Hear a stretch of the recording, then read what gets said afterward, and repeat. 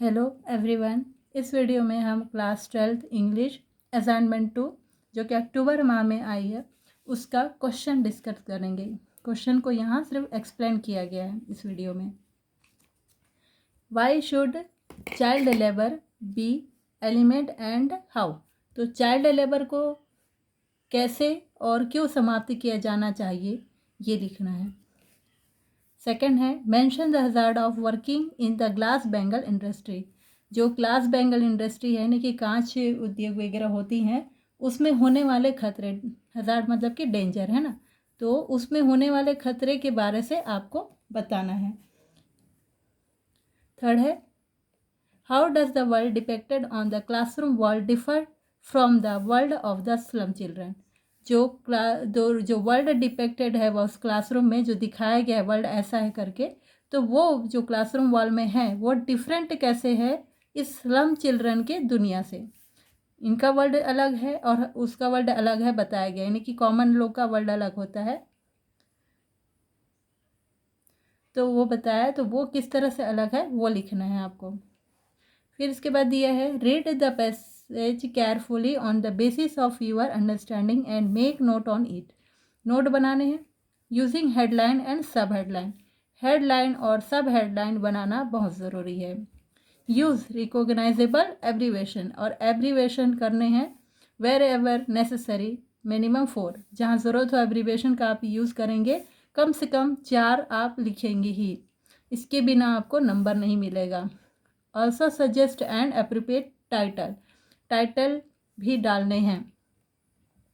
चलिए इतना हो गया और इसके बाद आप इसको पढ़ेंगे तो पूरा ये 4 में दिया हुआ है, तो आप इसको क्या करना 4 सब हेडलाइन बना लेंगे और एक हेडलाइन में सिर्फ टाइटल रहेगा, तो और उसके बाद 4 एब्रीवेशन करेंगे। तो इस तरह से हेडलाइन करेंगे, यहाँ पर टाइटल भी कर सकते हैं आप, और ये सब हेडलाइन और उसके नीचे जो सब जो पैराग्राफ है आपका, मतलब कि ये पैराग्राफ है, इसको जो समझेंगे आप इतना को समझ के आप एक सब हेडलाइन बनाएंगे एक पैराग्राफ का। फिर इसके बाद उसका पॉइंट वगैरह जो आपको उससे समझ में आया वो लिखेंगे, और अब उस पॉइंट में भी अगर और कुछ पॉइंट ऐड करना पड़ रहा है तो आप उसको इस तरह से करके करेंगे। और उसी तरह से फिर सेकंड वाला जो आपको रहेगा, मतलब कि ये सेकंड है और ये थर्ड है, तो चलिए नेक्स्ट है, तो ये इस तरह से करेंगे। सब हेडलाइन इसका भी बनाएंगे, जो इतना पैराग्राफ पढ़ के आपको जो समझ में आया वो करेंगे, फिर उसका करेंगे उसी तरह थर्ड, और ये उसी तरह फोर्थ, और इसके बाद लास्ट में की टू द एब्रीवेशन ये करेंगे। तो इस तरह से बनाएंगे।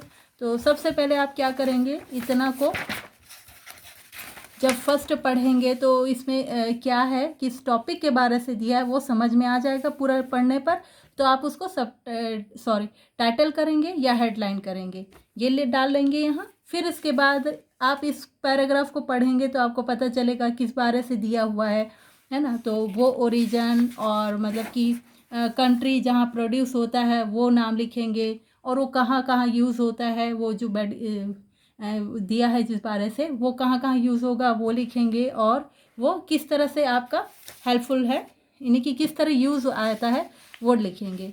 तो इस तरह से 4 हो जाएंगे और एब्रीवेशन है ना। चलिए और इसके बाद नेक्स्ट है read the passage and right the summary of the passage. Sorry, अगर इतना बना लेंगे ना एब्रीवेशन वगैरह तो सबको मिलाकर फिर एक आप जितना समझेंगे तो उतना का आप फिर इसके बाद समरी बनाएंगे। समरी भी बोला गया है ना, सॉरी, तो समरी भी करेंगे उसके बाद। और एक चीज़ और है, अगर आपको समझ नहीं आ रहा है कि कैसे करना है तो बता दूं कि इसमें जब आप बनाते रहेंगे तो सारा जो ग्रामर होता है उसको हटा दीजिएगा, और जो जो मेन पॉइंट आपको लगता है सिर्फ उसको अंडरलाइन कर लीजिए, और उसके बाद जो आपको मेन लगता है ये पार्ट ये इंपॉर्टेंट है, उसके बाद आप उसको छटनी करते जाएंगे ना तो आपसे बनते जाएगा। तो इसी तरह यहाँ भी ऐसे ही बनाते जाएंगे, जितने मतलब कि पूरे मतलब कि ग्रामर पार्ट है उसको छोड़ छोड़ के सिर्फ अंडरलाइन करते जाएंगे, जो जो नया पॉइंट लगेगा या नया शब्द लगता है ना वो सबको अंडरलाइन करेंगे, तो आपको इजीली बनते जाएगा धीरे धीरे करके। तो आप एक रफ पेज में पहले ट्राई करेंगे, उसके बाद फिर आपको 1-2 प्रैक्टिस करेंगे तो आ जाएगा कॉमनली, बहुत ईजी है। तो वो उस तरह से करेंगे। तो ये नेक्स्ट वाले में पैसेज है, और इसको भी आप उसी तरह से करके बनाएंगे कि जितना रीड कर लेंगे, मतलब कि जितना इसमें टॉपिक बताया गया है उसको आप पॉइंट करते जाना, फिर इसके बाद जो समझ में आएगा वो लिखना।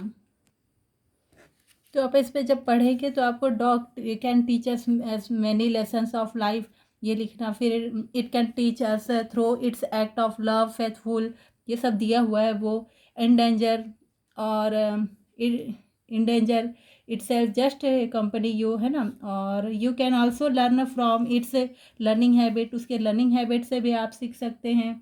और it will never over indulging and knows which food to avoid, है ना। अवॉइड वगैरह करने का भी उसको पता रहता है, सब चीज़ें। और dogs are also able to adapt to its surrounding quickly without compelling as compare to men who complains at the little change. Dogs are also unselfish, choosing not the burden of love,